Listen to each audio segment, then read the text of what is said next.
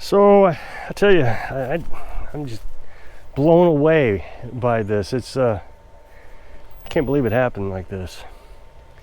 So as you know, well, first of all, as you know, Carolyn's son just left yesterday. He's been here a few months, getting back on his feet, and an opportunity came his way and he took it.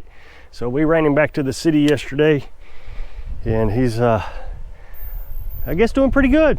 So that's good news. But as you know, we have been working on these solar panels because he was here. I was trying to get more power so he could run the air conditioner. And we've had a lot of success with it. So the first thing we did was we moved the solar panels from here up to there. It gave us about 2 more hours of sunlight in the morning because we got the woods behind us here, so the sun comes up and it was being blocked, so we get 2 more hours. Well, I didn't even realize how much difference that made. Also, I took the time to make sure every panel was producing what it was supposed to be producing. Over time, the connections had gotten a little corroded or different things, and so I turned them up all upside down, all the solar panels, lifting them up one at a time, make sure they were all producing what they needed to produce. And believe it or not, some of them were not. As a matter of fact, just recently, the last couple of days, I've had 2 others kind of go out on me. But it's so much easier now to figure out what's going on, easier to fix. Put the tarp down so the weeds don't grow all over it. Might eventually put a white tarp down there, but I don't seem to be having a huge issue, to believe. I don't know. Usually, the first summer we were here, we're running that air conditioner, we were having problems with the efficiency loss because of the heat. It gets over 78 degrees, the more efficiency you lose in your volts.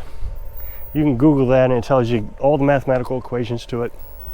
But I don't have that problem, so I don't know if the white tarp's necessary. Although the blue tarp will eventually rot away because of the UV, whereas the white tarps, they don't do that. And in the meantime, Carolyn was working on the shed. It was down here and she was putting it together. And for those who were upset that I didn't do it, she wanted to do it. She was very adamant that she didn't want me doing it. Otherwise, I would have just came down and done it. But she did it. She put it all together. I built the floor for it. You can see the dead spot where the floor sat, and there's kind of a dead spot where the shed sat. So she was building that. I've been working on these solar panels for maybe a month now.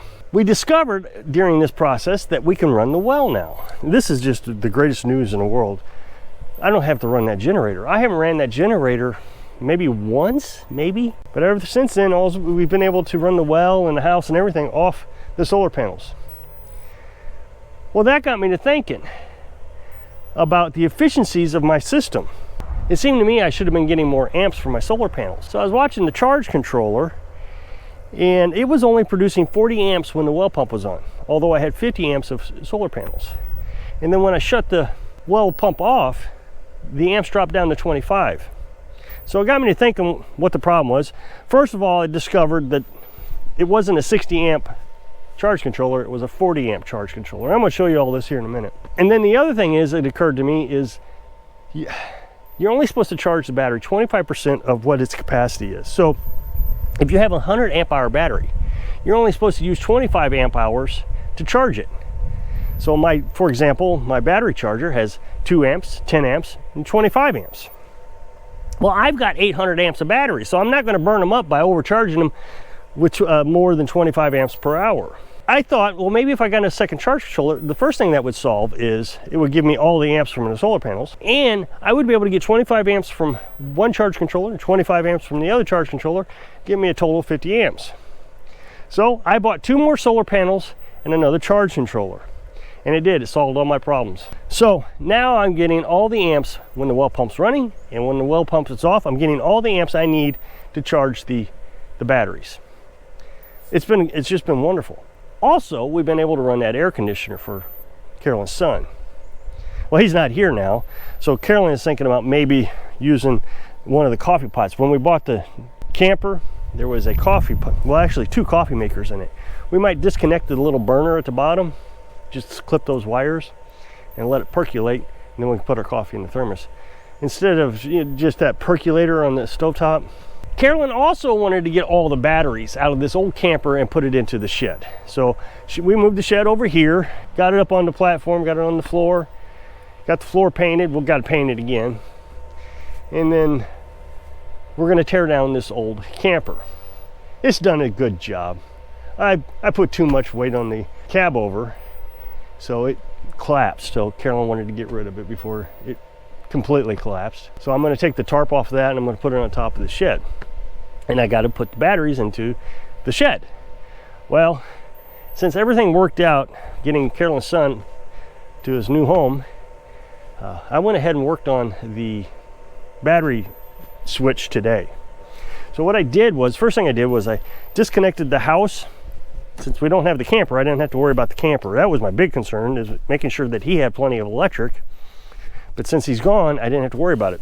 So I started up the dual fuel propane gasoline generator, the Champion, and I put gas in it because it just runs more efficiently in gas. You get more power with fewer RPMs, and boy, that thing is quiet.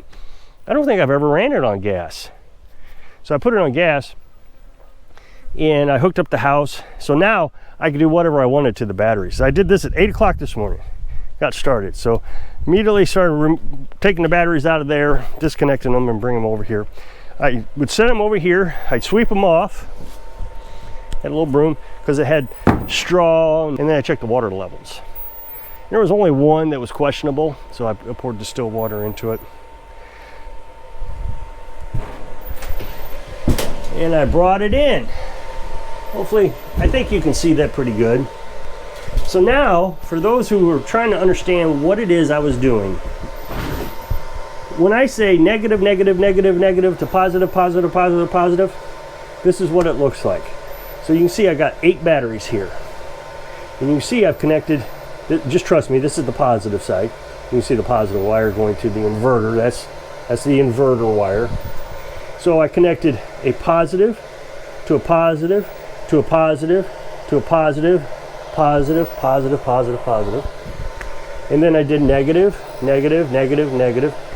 So instead of having 12 volts, 100 amp battery, because that's what each one of these batteries are, now I have 12 volts, 800 amps. Actually, I discovered I only have 775. This battery here, I didn't realize it's smaller than the rest of them. That's a 75 amp hour battery. So these 7 are 100 and that's 75. So I connected them all together. Now you can see I used little brass connectors, and I showed you that in a previous video. So all I did was I took all 3 strands of wire. That's 12 gauge with ground. So that's negative, positive, and ground. Twist them all together. So that gives me about 7 gauge now. And I hooked one of these onto it. Every one of those has that on there now. I also have room over here for 2 more batteries. And if I need any more after that, I guess I'm going to have to build another rack up. That one's going to be have to be pretty strong. I'll probably use 2x6s. These are heavy. I don't know what they weigh. They've got to weigh 50, 80 pounds, something like that. So now I have my charge controller. I got 2 of them. One's here, one's here. Charge controller takes the electricity from the solar panels and it charges the battery. And it controls how much energy goes into the battery. So we can see, I can light it up. So now you can see that we're getting 8 amps, 7.9 right there in the center. And the batteries are basically charged now. That's 14.4 volts. So I would imagine the freezer is running. So here what you see is this wire is coming from the solar panels. So you'll see that we got positive and negative. And then we have the battery. So this goes to the battery, positive, negative. Now when you hook these up, you always want to make sure you hook the battery up first before you hook the solar panel up. When I hooked these 2 wires up to the battery, I hooked one up over here. So positive came over here. And then I took negative and I hooked it up over here. And the reason that I did that is it's more efficient. Now, some people will tell you to get a bus bar and hook every battery into the bus bar, I've learned that you lose voltage on that. But the way I had it before, and it wasn't very efficient, was I had my charge controller going to one battery, negative or positive and negative, and so that meant that it would charge this battery, then this battery, then this battery, then this battery, kind of like water filling a glass on a waterfall type of thing. It just, you fill the top one and it falls down the next one, the next one. So this way, they're all getting charged at the same time. It's more efficient. I also am discharging. So here's my inverter. My inverter changes battery electricity into house electricity. And so again, I have a positive hooked up over here and the negative hooked up over here. That way I'm pulling from all the batteries, not just one, and then the batteries have to kind of catch up and fill that one up. Now I've put a fan here because this charge controller doesn't have a fan in it. This is the older one. This one is the newer one. This one has a fan in it. So I've bolted everything down except the inverter. I didn't bolt the inverter down because sometimes you might go on a trip and you might want some electricity in your truck, so I can take that inverter out, put it in the truck, and then I can have electricity in the truck. Now you'll see that this one is not on. That's the 2,000 watt inverter. This one is the 1,000 watt. This one I primarily use to run the well pump and or the air conditioner. I only turn it on when I need it. The reason is it uses 2 amps per hour, even if you're not using any electric. So the smaller one uses less amps. So I shut that one off. In order to run this one for 24 hours, I would need one battery to support it. I have 2 battery chargers, and I can use them both at the same time. I plug them into the generator, and each one of them has 2 amps, 10 amps, and 25 amps. Again, I run the positive over to one side and the negative over to the other side. That way it's charging evenly. But I can run both of them at the same time, so it's like having 2 charge controllers. I can have 2 battery chargers, and these you can just buy at Walmart or Amazon. So these work just like the charge controller works. And then I've bought 4 gallons, and I only got 2 in here right now, the other 2 in the truck, of distilled water. You get that from Walmart. Distilled water means they evaporated it. So they evaporated it, turns into steam, and then it condenses and turns back into water. That takes out all the minerals and impurities out of the water, so it's absolutely clean water. And you use distilled water to fill your batteries. If you put regular water in it, that calcium in your water, all water has calcium, will attach to the battery cells and corrode it. And it's very difficult to get them off there. This has a recondition setting. You can use this to recondition it, and it sends pulses of electricity into the battery, and that helps clean the cells. This one's a little better.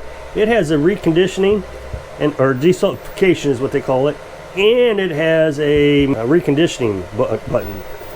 I don't know the difference between those two, but this is the one I'll use to fix my batteries. So it's finally all here. It's all connected up. It's very exciting. And I tested everything. Everything's working. Battery's already charged because this morning I started before the sun came up. Got it done about an hour and a half ago, and battery's already charged. So if you click this up next box, it'll take you to a video where I was talking about Carolyn's son leaving.